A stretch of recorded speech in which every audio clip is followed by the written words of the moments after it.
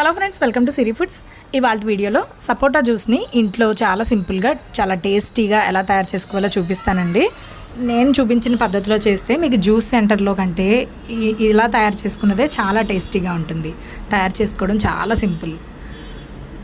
ఇక్కడ నేను 7 సపోటాలు తీసుకుంటున్నానండి. ఈ సపోటాలతో 2 గ్లాసులు జ్యూస్ అయితే అవుతుంది. ఇలా ఒక మిక్సీ జార్ తీసుకుని మనం తీసుకున్న సపోటా పళ్ళని తొక్క తీసేసి మధ్యలో ఉన్న పిక్కలు కూడా తీసేసుకుని ఆ పల్పు ఒకటే తీసుకోవాలి. 5 లేదా 6 టేబుల్ స్పూన్ల పంచదారని వేసుకోండి. 2 టేబుల్ స్పూన్ల హార్లిక్స్ పౌడర్ని వేసుకోండి.